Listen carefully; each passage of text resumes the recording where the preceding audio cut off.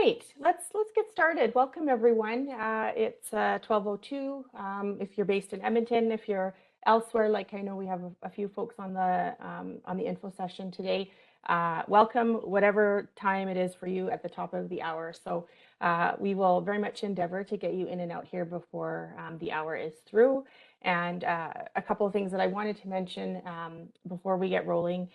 So if you're scribbling furiously or there's some things in here detail-wise that you'd like to take down, we are recording the session. We will send out a link to the recording when we are done. And if you wanted to go back in and comb through any of the material that we covered, that will be available to you. I've also got the chat up and running here. And so I've heard from several of you saying that you can hear us okay. And for those of you that are just joining, and if you cannot hear, it's very likely a setting on your end. So have a look at those settings and see if you can get your sound sorted out. And otherwise, I think we'll dive right in here. I'll do some introductions in a moment, but if you're not sure if you're in the right place, we're here to talk about NAIT's fabulous digital marketing program, and of course we deliver it in partnership with the Digital Marketing Institute. So we're really pleased that we have this partnership because it allows us to make sure that we are on the forefront of digital marketing.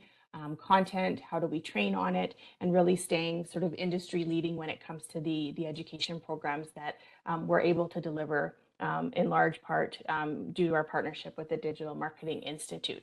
So we will dive in and we'll go through a bit of an agenda here, and then we'll get into the content. I will be available at the back end of the session if you'd like to chat with me one-on-one, and I will also share my email address. So if you have any program related questions that you'd rather talk to me about later or after you've pondered this program a bit, feel free to reach out to me directly, and I'm happy to connect with you and answer any questions that you may have. So today what we'll do is a couple of introductions. We'll have Kevin, and I'll introduce him in just a moment. He'll be doing our some information on the Digital Marketing Institute, why it is an industry-leading institute, and why we partner with them. And you'll very quickly see the value that the DMI has to offer, and why NAIT has chosen to partner with the DMI. We'll view a micro lesson. It will give you a snippet or a bit of an appetizer in terms of what you might be able to expect in class. And so the micro lesson is not going to be exactly what you would see in class because it is a micro lesson, so a very short in and out lesson that we wanted to put together to preview one particular topic, but so you can get a little bit of a sense of the interactivity. This course is delivered online, the pro course, and so you'll see what the flavor of that looks like in course if you're interested in that. And then at the end of the agenda here, I'll go over our program options. How does the registration look? What is our timing? What is the cost? And what the offerings are that are coming up right away, because we do have some spring offerings that are starting shortly. And like I said, if you still have questions after going through all of this, by all means, you can reach out to me and we can connect, and I'd be happy to answer any other questions that you may have. Good. So I'll introduce myself. My name is Christy Dubo. I'm the program lead for business and leadership here at NAIT. I oversee a large number of programs on the business and leadership side. Digital marketing is one of them. I also have all of our communications, general business courses, all of our leadership courses, payroll, real estate, to name a few, also under my banner. So my everyday working with instructors and partner institutes and students to make sure that what we deliver is of quality. It's good value for you as students. We know that you're making an investment in terms of your time and money. And so my focus is working on these programs and making sure that they do deliver value. So that's me. I'm on the corporate and continuing education side because this particular program that we're talking about today is, as far as it's considered on the NAIT, in the NAIT world, because it is a credit granting institute, it is on the non-credit side, but of course there are credentials and certificates that you receive by virtue of signing up and completing these programs. Another piece of great value that we have to offer. So that's me. My email is up there, christyd@nait.ca. You can get a hold of me most anytime. I'm quite available and very responsive, so feel free to reach out if you need to. I'll just pop that in the chat as well. So christyd@nait.ca. So you've got my email there. Next, I'd like to introduce Kevin from the Digital Marketing Institute. Kevin has graciously agreed to join us today and go over an overview of the DMI. It's always better to hear it right from someone at the DMI, so I'm thrilled that he was able to join us. And Kevin's our global partner account manager. He's a very busy guy and manages, he's obviously he's not based here. He's based in Ireland and he manages partnerships all over. So he's got some time zone juggling that he's doing as well. So we'll meet Kevin in just a moment. Thank you, Kevin. Welcome. Thanks for coming. Pleasure. Okay, and Kevin's right up here on the agenda. So I'll just rip through our three instructors here, and then we'll toss it over to Kevin. He's got a few slides to share, and he'll take us through an overview of the DMI because that's really the foundation of our course and why we believe so much in the offerings that we have. It's because of our partnership with the DMI.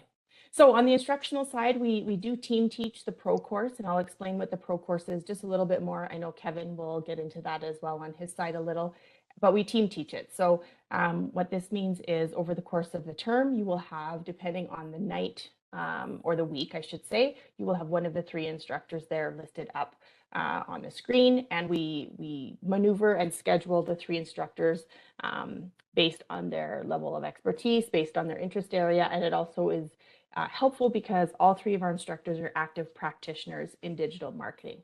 So what this means is they're actually doing the work, they're doing the digital marketing, and they have some really great industry experience and can speak to that.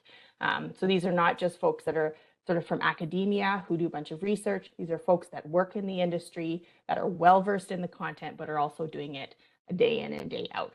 So for that reason too, it's helpful that we have a team teaching methodology because they have busy lives outside of their responsibilities at NAIT in terms of teaching. They all work full-time, are seasoned marketers, and they do that as well.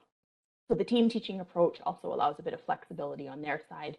They do some travel, they have some other commitments professionally, and so that's how we can get the very best instructors who are active practitioners, as we have a bit of a flexible teaching schedule. So the combination works really well. Also, it's nice that the team teaching function is that not all learners learn from the same style of instruction. And so we've got three different varied styles. And so likely a learner will get more from one over the other. And so you've got some variety, you've got some different perspectives, you've got some different teaching styles. Again, all of that is there to add to the value of the investment that you're making. So that's the instructors, and after we go over the DMI overview, we'll do our micro lesson. Joyce will be the one doing that, but without further delay here, we'll move over to Kevin. And Kevin, go ahead, take it away. I'll stop my screen share and you've got the floor. Thank you.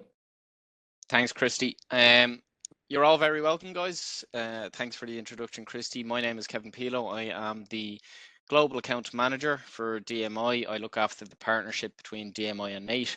As Christy alluded to, I am very busy. I manage about 60 different partners globally. So, but I'm happy to say that NAIT is one of our most successful partnerships. And this webinar session is I'm going to give you guys a brief overview of the DMI, what we do, what is really entailed in the partnership with NAIT, and what benefits that you guys will really get out of taking this course. So I'm just going to share my screen. I have a few slides and I will get straight into it.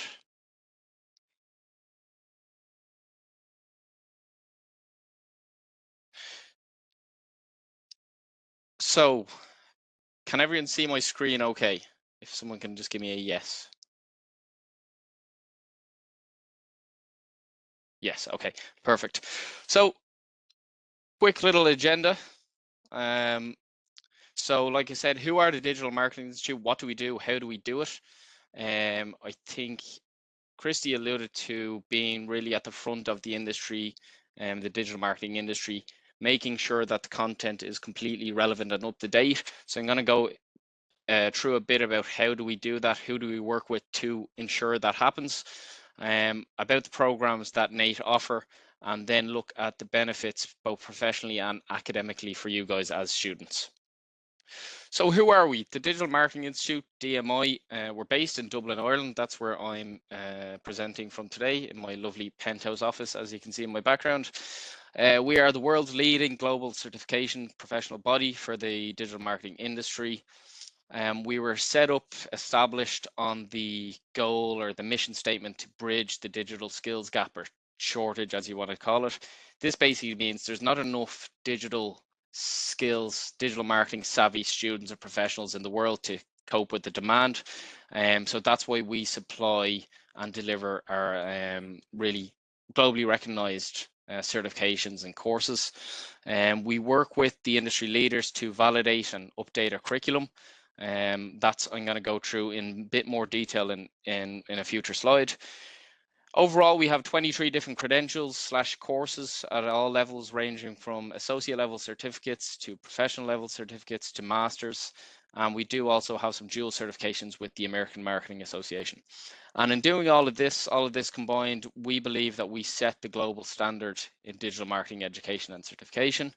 As you can see to the right of the screen, there's some graphics there. So we have one internationally recognized certification. That's the end goal of everyone, is to get this certification to, put it on your CV, put it across your LinkedIn, because it is globally recognized. It is very valued. We have students and alumni in over 100 countries worldwide. We have over 300,000 members. We've certified over 70,000 students to date. And we actually have a large footprint in the university scene. So we have over 80 partners, university partners worldwide as well. And you can see some companies listed down at the bottom here. So these are actually some companies that our alumni have worked for. So that's just going to give you a taste of what kind of employers do seek out a DMI certification. So our industry collaboration and co-creation. So this is what I talked about earlier when I said, how is our content? How do we maintain it? How do we ensure that it's industry validated and completely relevant? So we have two councils, a global academic advisory council and a global industry council. These are two councils made up of subject matter experts from the industry and academia. As you can see there's some companies listed. So we have members from Google, Meta, ETSU, University of Canada West, University of Northampton. And what we do is we meet with these two councils regularly, maybe twice a year, to identify current trends in global or digital marketing.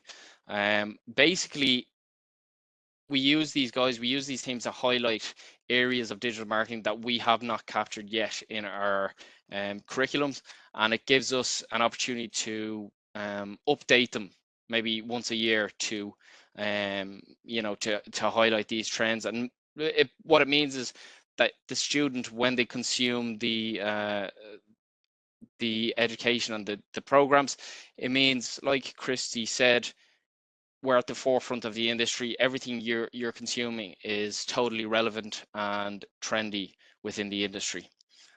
So yeah, there you go, relevant and up-to-date content. That's it in a nutshell, and that's why we work with these teams. I mentioned our university partners.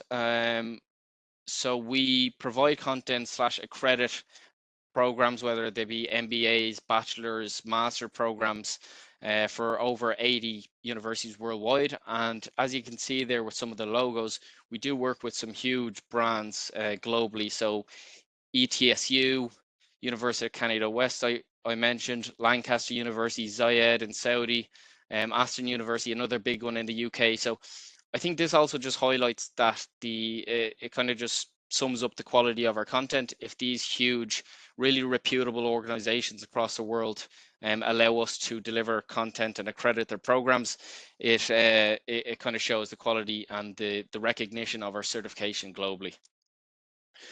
So a bit about the actual specifics of what NAIT deliver and from the DMI. So we're here to talk about the digital marketing program. So this is basically the DMI Pro. It is our flagship course. It's our most popular course, and you'll be glad to know it was actually updated only a few months ago. So like I mentioned earlier, we met with these councils over the last few years, and they have identified current trends that really need addressing in this program. So you can see here that we have 10 modules listed out. And the first one, obviously very trendy, digital marketing in the era of AI. Then there's other kind of standard digital marketing ones, social media marketing, SEO, PPC, GA4 is a brand new topic. Obviously, the universal analytics is now obsolete, so this one covers the new version of GA4. This program with these modules is designed to give you a well-rounded knowledge of digital marketing. It covers all bases, I believe. And in doing so, after completion of the course with NAIT, you'll be eligible to complete the 2-hour base computer exam via DMI. Upon completion or passing of the exam, there's 120 multiple choice questions. It takes 2 hours to do. You then will receive the digital marketing professional certification qualification, and you will then become a CDMP, a certified digital marketing professional. And I think that's the end goal of the completing the course. Also, students that have permanent residency in the US or Canada can actually avail of a dual certification with the AMA, which is also another added benefit. So yeah, I think that's the end goal. You will get access to the course on DMI. There is other benefits also what I'm going to go through. But Christy and the guys have done a really excellent job of delivering this course in a really substantial way. So it is a really well thought out program, and obviously the end goal, the end result, gaining that certified professional qualification is really going to stand to you. And this is what I'm going to go through now. Also, there is NAIT do deliver some of our DMI tracks. These are smaller micro credentials that hold a CDMA level cert. This is a certified digital marketing associate.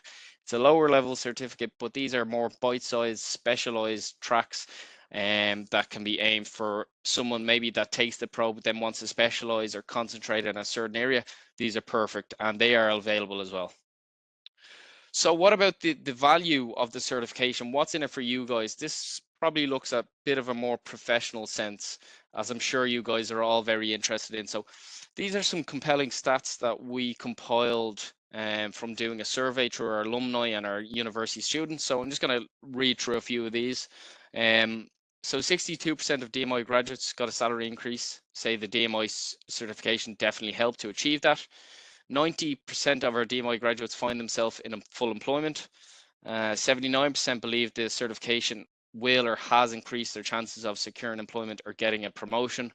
And then 50% said the DMI cert helped them get a new role in the digital marketing field. So again, these can be used to either kickstart a career or further advance a career, or even further advance a career in terms of gaining a raise or pay rise or a new salary or a new promotion. So this getting the certification does really open up a lot of opportunities for you, no matter what kind of level you are on the professional field, whether right at the start of your career or maybe developing it later on. So there are some of the academic benefits or professional benefits, sorry. As you take the program with NAIT, you guys will become DMI members for the duration of the course, I believe. The DMI, we have a membership platform that is a online library of thousands of useful digital marketing resources, either for just pure interest to build your digital skills knowledge, or either supplement your learning. There is some tools there that can be used. I think they're great revision tools for you guys as you're going through the course. I think they're very useful. So I'm going to go through some small bits of the membership platform. That's what the interface looks like. It's actually called Digital Marketing Resources, but we call it the membership platform. So you can see here, educators and students become a lifelong DMI member, joining our community of 300,000 marketing people. This is a way to connect with like-minded peers and use all of the resources to your advantage. These are some of the benefits of the membership, some of the features. So there's premium content, which I'll go through in a minute. I'm going to give you a quick demo of what the membership platform looks like. There's some small courses, there's CPD, there's a community, like I said, a forum to connect with like-minded peers to discuss digital marketing related topics. And becoming hugely popular is our webinar section. So we do live webinars maybe twice a month, where you can register for free to join live, or you can actually watch the recording. I'm just going to click here, and this should bring me to the resource section. Can everyone see the resource section? If someone can just say yes really quickly again, that was great. Yes, thank you, Dana. So this is what you guys will see when you log in to the DMI membership platform. As you can see, I'm logged in. Here's Kevin Pilo. Your course will also come up in this course section. So you'll see your DMI Pro there, where that's where you can book your exam and do further revision, etc. So the digital marketing, this is our trending page. This is going to be populated with all of our new recent content in all forms. You can filter it by category, all facets of digital marketing here. If you're interested in one specific, you can click onto SEO and it's going to bring up all of the SEO related trending articles, webinars, podcasts, whatever's on this page, you'll be met with. As you can see here, as you scroll down, there's some podcasts, upcoming AI webinar, which would most likely be of interest to a lot of people, judging by its relevance today. There's some trending lessons and more articles. And then again, you can filter it, you can scroll through looking at it by resource type or category. These are articles from, there's over 1,288 of them. These can vary in size. Some of them are comprehensive, some of them are short bite-sized articles. But again, great to just build your understanding of digital marketing. This is a really good feature, I think, a really useful tool for revision. These are micro lessons. So these are small bite-sized lessons delivered by our subject matter experts that actually teach on the course. As you can see, they're all short in size. Some of them range from 4 minutes to 10 minutes. But I think these are great to really focus and narrow down on a topic that you may be struggling with or you want to develop or further supplement from your learning. There's a skills test. This will highlight where you are, relevant or where you are strong in digital marketing or what not. There's some toolkits which you can download academically or professionally. These can both be used. You can download some toolkits, calendars, trackers, which you can populate with your own data. They're free to use. Webinars, like I mentioned, these are really popular. There's one for AI. This is how you register. This is how you can access the past recordings of webinars. And there's even more. There's ebooks, there's podcasts, videos, glossary, presentations, and case studies. So there's thousands of useful resources that you guys can use as members. Please do take advantage of them. It really will help with your with completing the course, passing your exam, and then just continually developing as a digital marketing professional. I think this is really key. So I think that's me done. I hope I've given you a good understanding of the DMI and the value that we, along with NAIT, try to deliver to you guys in this partnership that we formed over the last few years. So I'm going to stop sharing my screen. If there's any questions, I'm sure we can have a few minutes. I don't know, Christy, how we're looking for time. Maybe if you guys want to ask questions at the end, that's fine. But for now, I'm going to stop sharing. Great, thank you very much, Kevin. Obviously, lots of great information, tools, and resources coming out of the DMI. So thanks for the overview, and also I appreciate you showing us a bit about the resources because it is vast, and really there's something for everyone. So if you like something that's short and bite-sized that you just need to brush up on, that's great. And then there's some other things which really go much more in detail and much more comprehensive. So it's nice that there's a good balance between those two.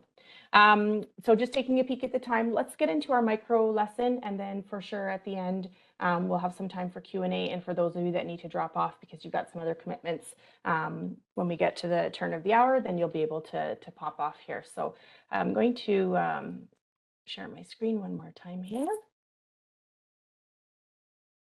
All right, very good. And so I mentioned, one, two forward, mentioned Loren and Summer. So those are two of the three instructors who form part of the team teaching team.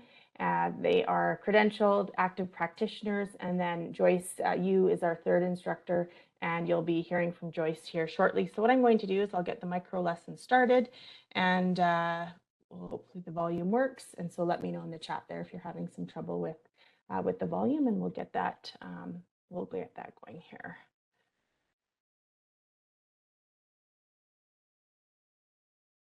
So I'll start with introducing myself a little bit. I'm Joyce Yu. I currently work for the federal government as a senior advisor. Before that, I was the social media lead right here at NAIT. I also work with a digital marketing agency as a contract digital strategist. So I work with their clients on Google Ads, social media marketing, content marketing, SEO, and everything that this digital marketing course covers. So today I'll give a little taste of what the course looks like and how these lessons are formatted. And so this is a mini version of what the social media marketing section will look like. So we all know about social media. It is very integrated into our everyday lives. Even if you're not on any social media platforms, I'm sure you hear or are part of conversation where someone might say, oh yeah, I saw that on Instagram, or oh, I saw someone post about that on TikTok or Facebook. But how do we translate all of that into social media marketing, and how can we use social media marketing to promote our business or our brand? So that's what we'll be talking a little bit about today. So what is social media marketing? Social media marketing is a form of digital marketing that uses social networking platforms to increase brand and product exposure and to cultivate meaningful relationships with consumers online. So plainly speaking, it means that social media gives your brand a presence and also allows you to build relationships with the people who are interested in your brand. Social media also has a secondary factor of cultivating relationships with your consumers and your audience. And I also want to add that there are a lot of different types of jobs in social media, and you're not expected to know how to do everything or to do all of them. There are jobs in social media that are strictly content creators. There are folks working in social media as community managers for brands. There's also community managers who work with fan communities for video games. There's social media marketers who work to help promote brands or companies. So there's a lot of job opportunities within social media, and also in the larger context of this course, a lot of job opportunities within digital marketing that we will cover and chat about in this course. So what are the benefits of social media marketing? Build and maintain relationships. This is core to your brand, whether it's answering questions, tracking what people are saying about your brand, responding to feedback, positive or negative. This is how you're building your social sentiment. And this is true for a lot of different avenues. It doesn't have to be a business. You could be an influencer who's building a community around you. It could be your own personal brand, and you're looking for like-minded social media followers. It's a great way to have conversations and build relationships. Leverage organic and real-time feedback. This is how you're able to make business decisions, whether a product is working, whether there's something that's in demand. Just bear with us here one moment. It sounds like the presentation is not moving forward, so thank you for your feedback. Just give me one sec here. Let's see if we can get this fixed up. I'll give this another go. Usually we don't have issues with it at all, so 'tis the way of the virtual world. Let's see if I can get this troubleshooted and get us working here.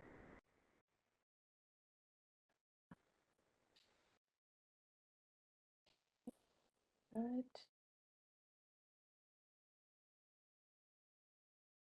That again here. And whether something isn't working, this type of feedback is very valuable, whether it's positive or negative. And sometimes, as you've all seen, I'm sure, if there's been a misstep very publicly online, while negative, it's a big learning experience, especially when it's very public. Offer an instant and positive customer experience. That's how people remember you. Even if it might have started off as negative, if you're able to turn a detractor, as we call them, into a promoter, that's how you continue to build your brand. Next is build your brand story. So the type of content that might work for one brand will not work for another. So for example, I've used WestJet as an example. They've built their social media voice to be very warm, friendly, and helpful. Some private companies are able to take some extra risks. They can be a bit more quippy. I'm sure some of you from Edmonton might have encountered the Burger Baron Twitter account where they can get really spicy. The No Name brand Twitter account is also a personal favorite. They can also be more playful. Okay, bear with me just one moment here. I think I know what I need to do differently.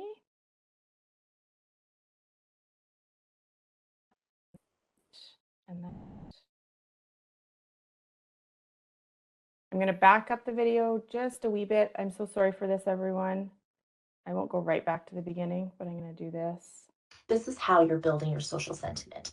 And this is true for a lot of different avenues. It doesn't have to be a business. You could be an influencer who's building a community around you. It could be your own personal brand and you're looking for like-minded social media followers. It's a great way to have conversations and build relationships.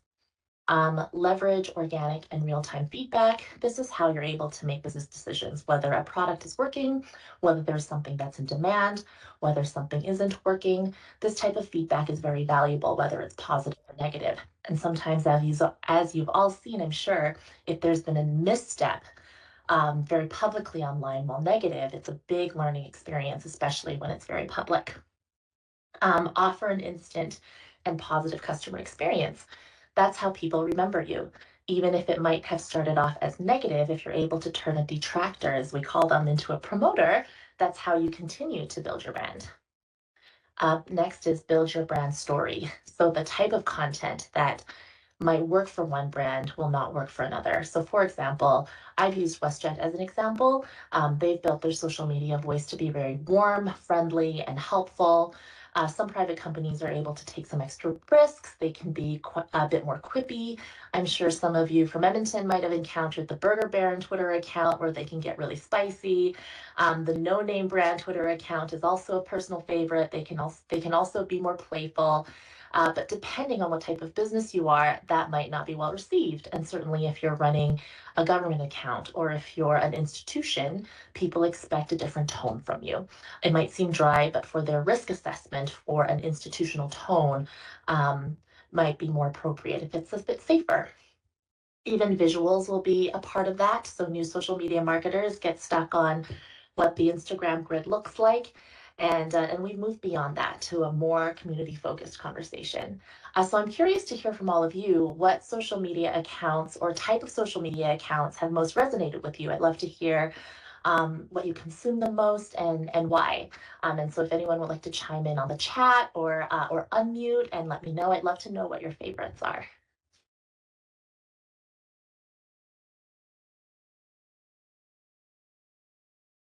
I see some typing, so I can read it out. Bill, yeah. Yeah, I like it when occasionally a company can get a little cheekier, right? They can Yeah.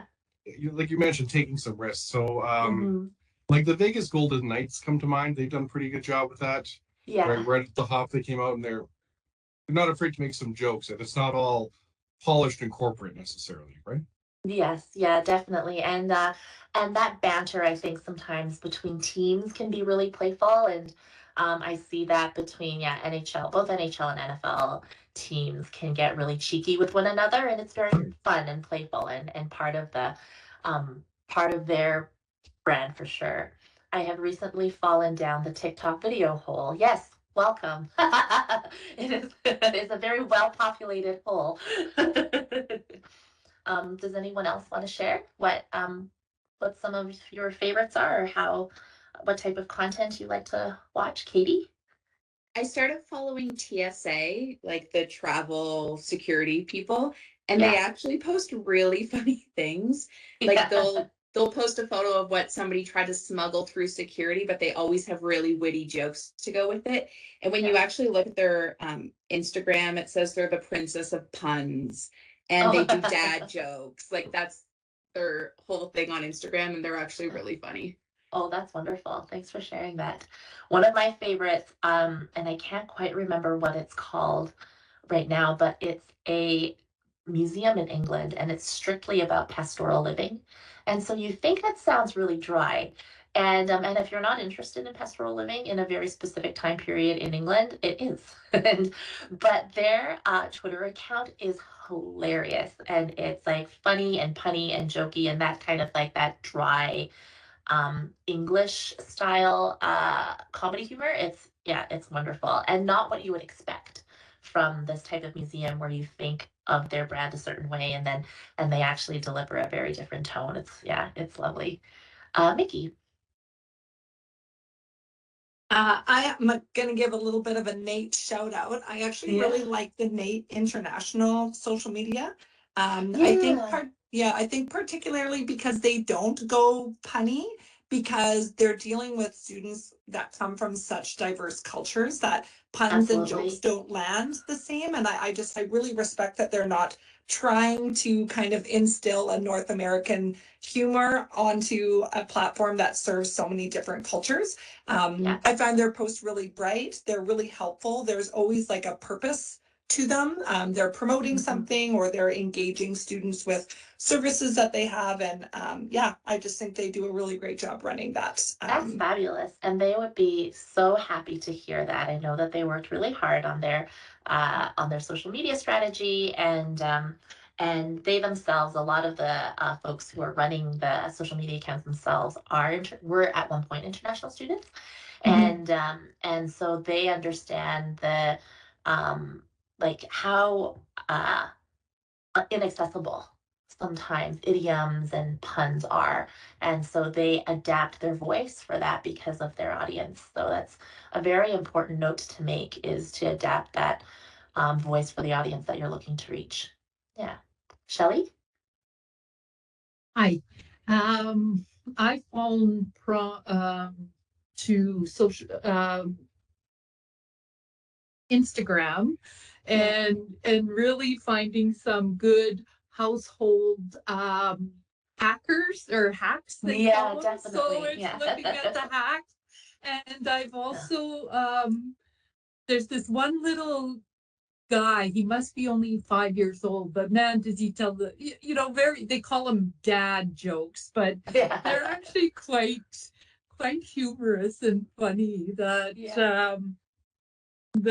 I get a kick out of, because I mean, we can watch Instagram and we can watch TikTok and do all of those funny things, but you actually get a little bit of, you can feel interaction or use what you actually find. It is meaningful. Yes, definitely. Yeah. And there's another comment here that says been using Instagram accounts also for anatomy and physiology for students. Yeah, that's really great.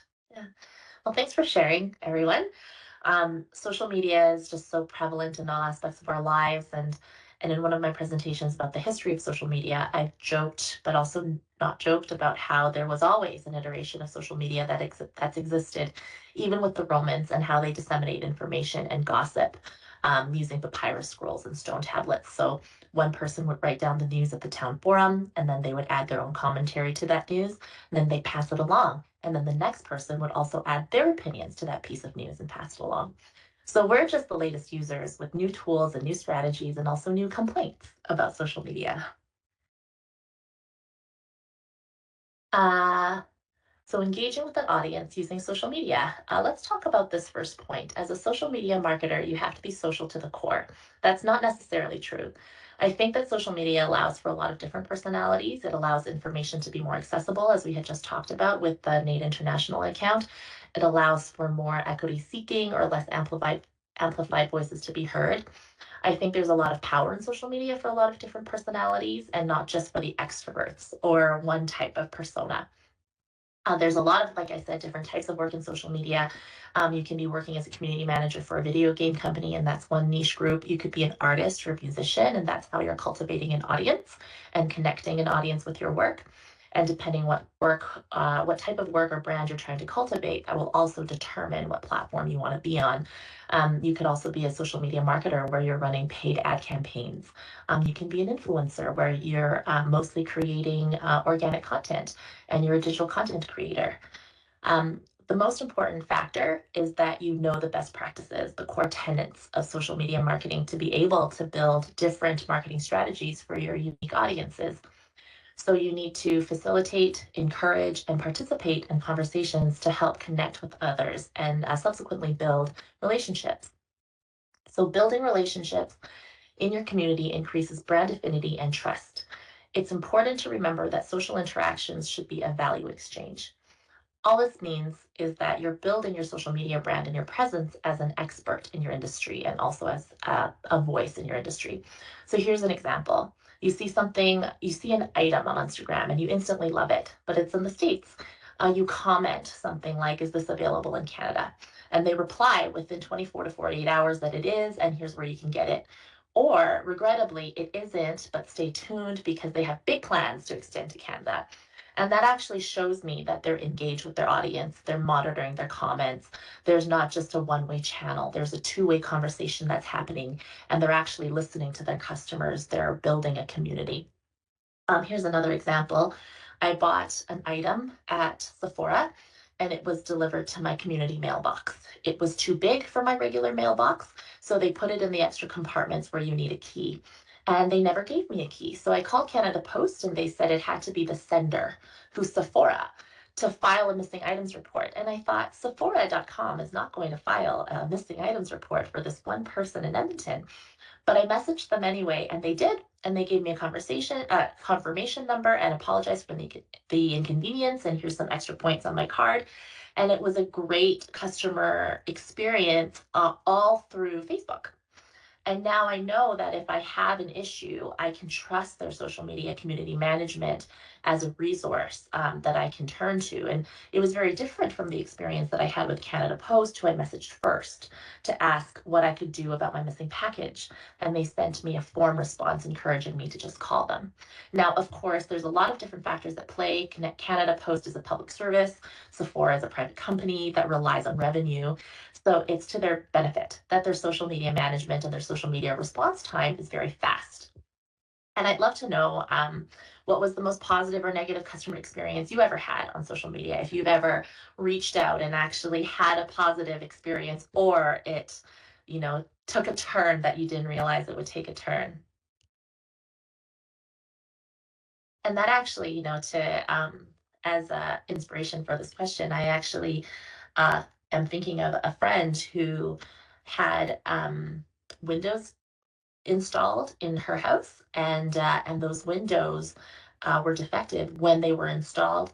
And it was only until she turned to social media where the company actually paid her any attention, but would only fix them if she deleted her tweets. So that's that's one way of approaching social media on both sides, the consumer side and also the business side.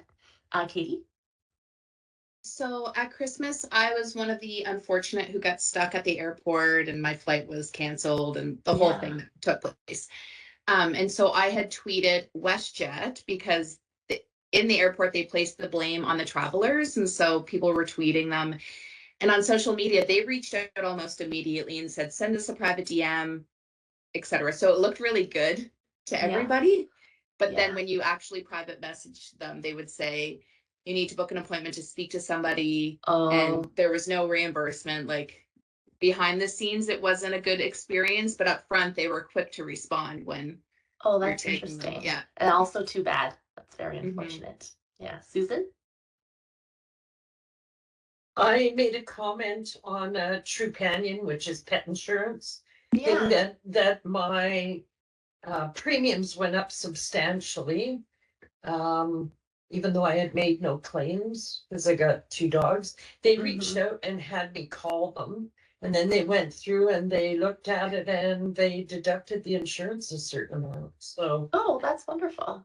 yeah, Yeah, that's a very good positive experience. Yes, and they never asked me to delete it, so it was just, hey, please contact us to discuss. So that was a positive experience. That's great. Yes, the rule of thumb is to never ask the person who's mad, who's commenting that they're mad, to delete their comment. And that's a conversation that we get into in the larger part of this course also about issues management.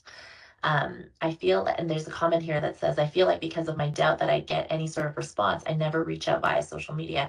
And you know what? I often find that I still feel the same way, even though it's in the line of work that I do, that I'll try to ask questions on social media, but my assumption is always that my question won't get answered in a timely manner.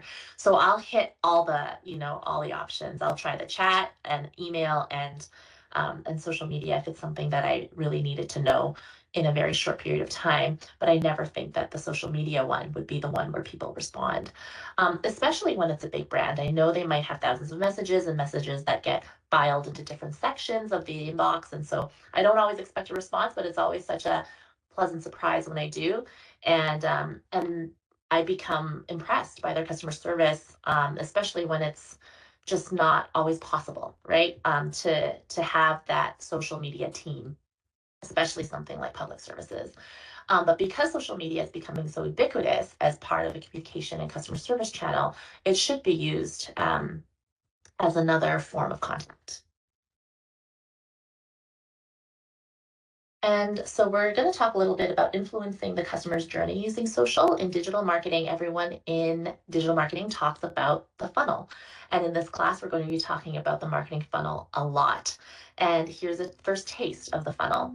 So right at the top of the funnel is awareness, and you want to drive your audience all the way through to not just conversion as a consumer, where someone has bought your product or registered for an event, but also maintaining them as a consumer, where they will continue to repeat that purchase.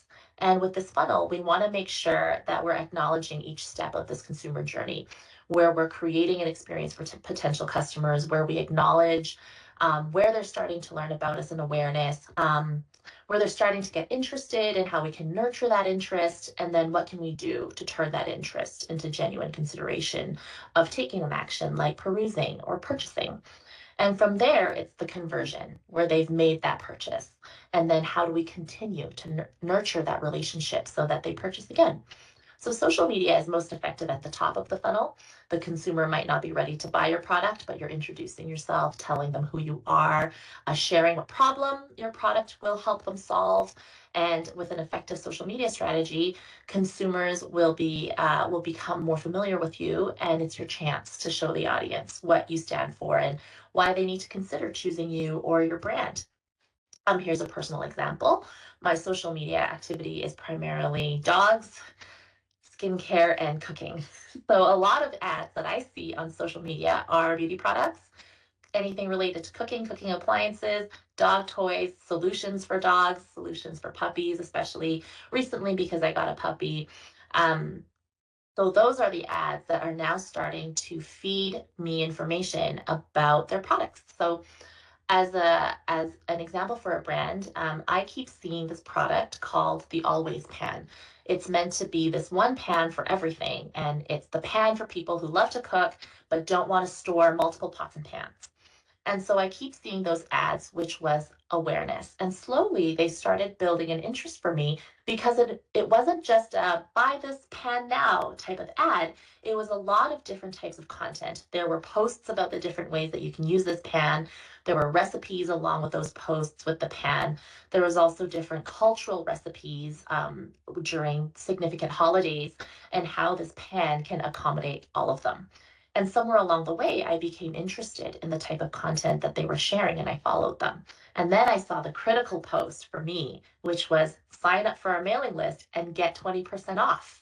And that was an ad, and that's how they hooked me in. So something that works with social media is that it also generates leads.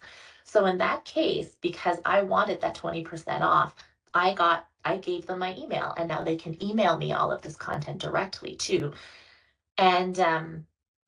And another example is that I keep seeing this foundation that's meant to match your skin perfectly, and that's the hook of their product. So they're showing you that they know what problem that you're having and they want to help you solve it. And unlike other competitors, they can do that better than any other competitor out there. And here's the influencers that are showing you real time at how it's all matching. And then, of course, it was once again, here's the hook where they'll give you a free sample if you give them your email, and you can try this full-size bottle for the 2 weeks that you have it. And if you don't want it, you can return it to them for free. So even though I sent it back, they still have my email, and that's lead generation, and that's how social media works with that awareness funnel. And so as a closing, I'd love to know that I'm not the only one who gets suckered into pans or shoes or dog toys. And so is there anything that any of you have bought because you saw it on social media? I see some enthusiastic nodding. Katie? Farah may remember this because I think she messaged me about it last week. I fell down the TikTok rabbit hole and I saw a lot of ads for this chopper where you like chop your veggies and it collects in the bottom. Anyways, I saw it so much that I bought it. Yeah. And then I posted it on social media, and then people messaged me saying, I keep seeing this on social media. Is it any good? And it is. It's And very you good. know, Just and Mickey says it's so good. That's fantastic. Anyone else?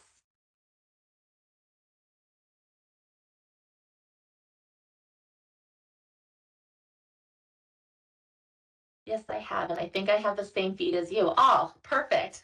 We're interested in the same things. Mickey? I started to buy some things off of Sheen. Oh yeah, It's I like don't know. a super, yeah, like a super Yeah. discount clothing place. Because I Yeah. saw it everywhere and it had good ratings. Like it seemed like everybody was commenting, and Yeah. it's really easy return policy too. They should really put that out there. But yeah. Oh, that's wonderful. Yeah, I see that all the time also. Yeah. Well, we're at time for this mini lesson, but I just wanted to turn it over if anybody had any questions. I get my husband's golf videos, how to fix your swing, and then ads for golf equipment and clothing. Yes, perfect.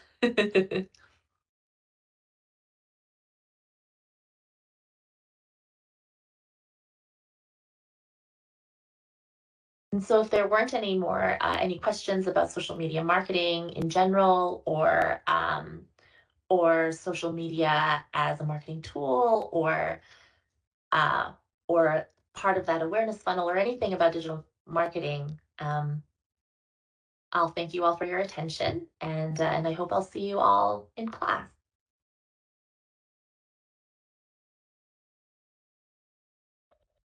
Thank you. It was very Thank interesting. you. And All right.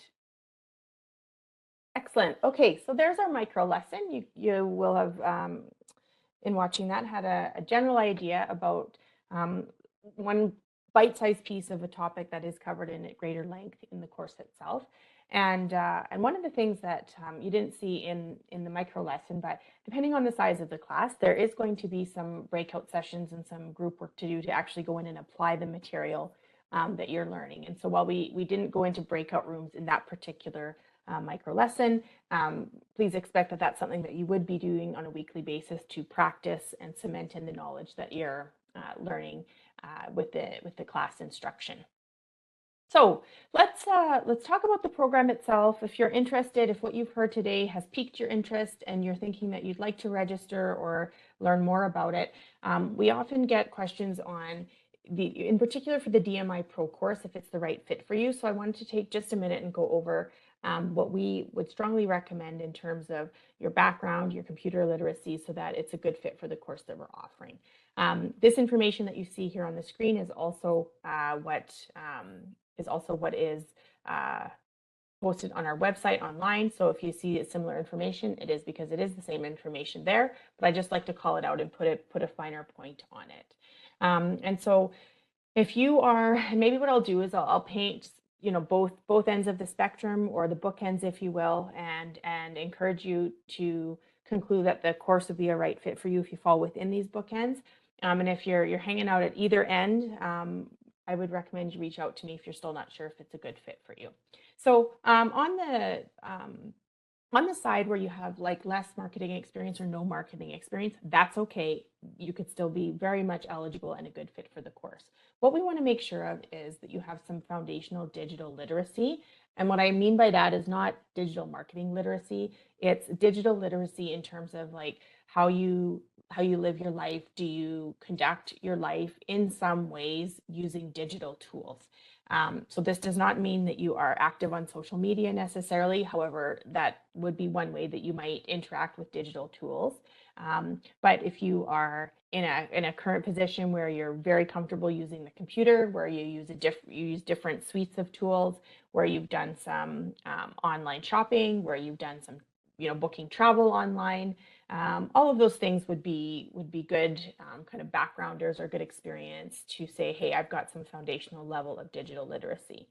If you do very little of your life on the computer at all, whether in your personal or professional life, then the DMI Pro course will be a challenge for you, because we do expect the students have some foundational level of digital literacy, because we're going in and we're teaching tools about how to do digital marketing. So you need to have a base level of competency in some and sort of understanding how to navigate a computer, how to navigate some websites online, how to, sort of a Windows-based environment when you're clicking and you're able to navigate through different setups and tools and things like that.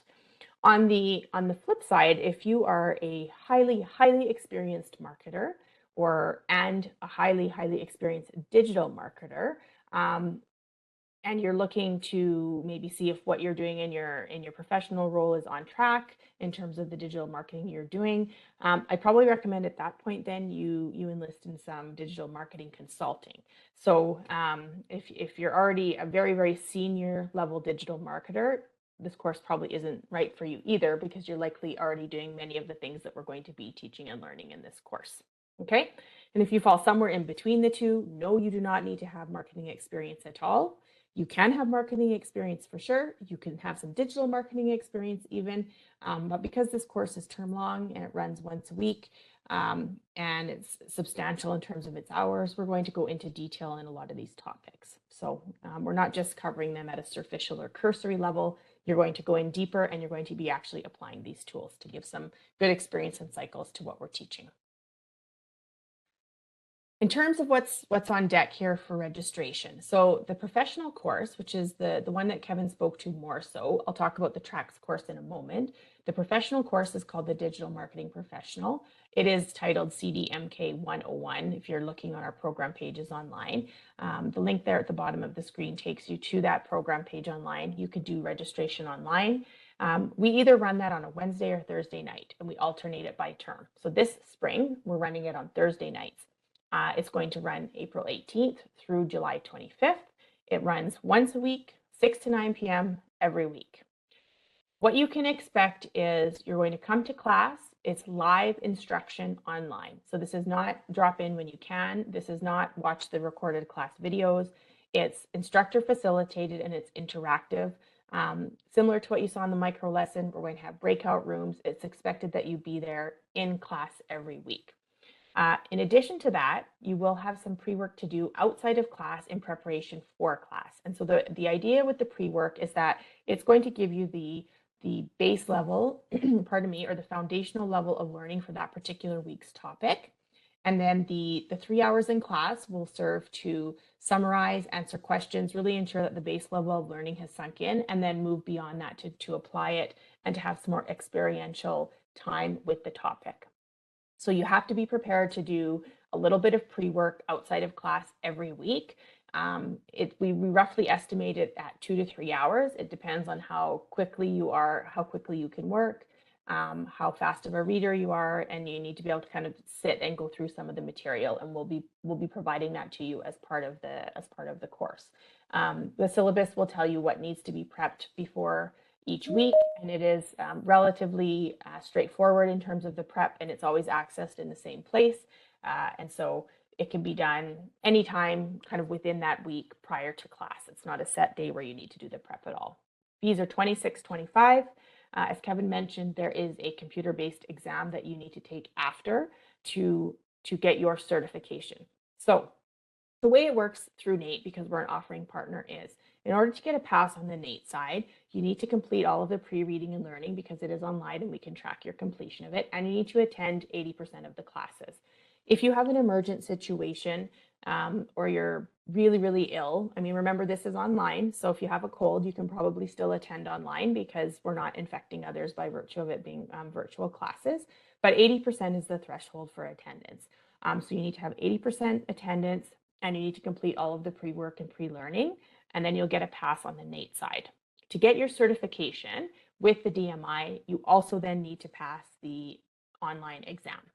We sometimes get questions, can you retake the exam? Yes, you can. I think they allow for a maximum of 2 retakes, but you still do need to complete the exam that follows after the course is complete in the exam window. And the exam window is 6 months after the course is complete. We always encourage our students to plan accordingly. If for whatever reason you're thinking you'd like to give yourself a bit of wiggle room with the exam and you're not sure if you're going to pass, please don't take the first exam at the 6-month mark because you will not have time to do retakes. You would be better off taking it, in fact, soon after the course ends because the material is fresh, and then you have a bit more time should you need it if you have to retake the exam. Also, as Kevin mentioned, we're really fortunate here. in Canada and the US, that we've got a dual certification that gets credentialed upon your passing over to you. So you'll have the Certified Digital Marketing Professional credential, and through the American Marketing Association, the AMA, you're going to have a Professional Certified Marketer credential as well. So you get 2 credentials out of successfully completing and passing this course. 2 credentials, so it is really good value. The same course, if you take it in other places in the world, it's not quite the same. So this is some great value where you can get the 2 certificates, which is great. Okay, the digital marketing tracks, those are the smaller bite-sized pieces. Those are all priced at $605. And what I want to make sure we're clear on is the digital marketing tracks delivery is all asynchronous, or what we call remote on demand. Otherwise, work at your own pace. These digital marketing tracks do not have a live instructional component. There is no live instructor. You are not required to be in class at a certain time each week. You proceed at your own pace, and you have 3 months to complete the material and write the exam. So if you're not sure if this larger program is the right fit for you, or you're looking at just getting more information and learning on a particular digital marketing topic, the topics are listed on the right-hand side there, then a tracks might be a good option for you. Or if you don't have as much flexibility or the ability to attend every week in class, the tracks component provides more flexibility because you can access it any time. When you complete the tracks course and write the exam successfully, then you'll have a Certified Digital Marketing Associate certificate in that particular area of study. So that's the tracks course. Again, you can register online, same link as registering for the pro course. 2 different types of deliveries. The pro course is term long. You need to be ready to roll weekly classes online, and the tracks are a little bit shorter. Okay, so I'm just looking at the time, 1:03. I realize we're 3 minutes over. So once again, the link for the video will be sent out. I'm going to stay behind for a few minutes for those of you that may have some questions that you'd like to ask me. Or again, you can email me at christyd@nait.ca if you like. If you'd like to dialogue one-on-one, I'm very much available for that. Thank you, everyone. Appreciate your time today and hope to see you in class. And again, please do reach out.